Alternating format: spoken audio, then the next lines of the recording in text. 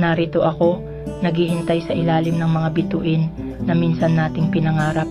Mahal, hindi ko alam kung saan tayo humina, kung saan nagsimulang humupa ang ningning ng ating mga ngiti. Ang bawat katahimikan ng gabi tila may dalang tanong. Bumibigat sa hangin ng mga salitang hindi natin masambit. Bakit pakiramdam ko'y palayo ka ng palayo, habang ako na may nakakapit sa bawat alaala ng ating kahapon.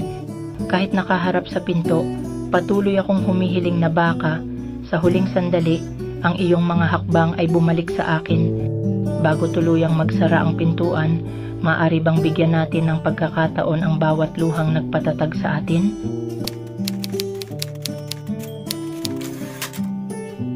Mahal, pakisagot, tunay bang iniisip mong iwan ako? O dala lang ba ito ng mga gabi kung saan ang katahimikan ay masyadong mabigat para sa ating dalawa? Ako'y nandito pa rin, nakatingin sa pinto, hinihintay ang hakbang mong pabalik, kahit alam kong dahan-dahan ka nang lumalayo. Sabi mo dati, ako ang tahanan mo.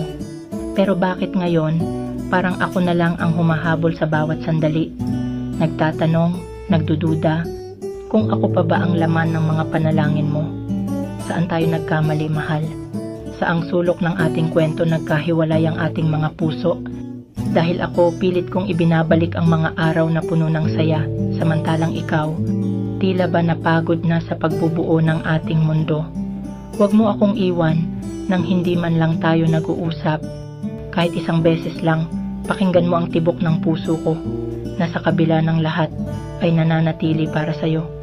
Nagmumukhang hangal, oo, pero mas pipiliin ko to kaysa sa hindi subukang ayusin.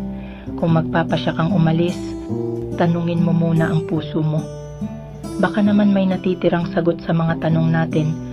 Baka naman hindi pa ito ang katapusan. Baka naman may pag-asa pa.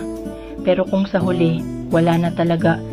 Kung ang pintong dati bukas sa iyong pagbabalik ay tuluyan ng isasara, isang huling hiling lang, mahal, pakisara ulit ng pinto, nang sa ganun malaman kong wala na talagang babalik.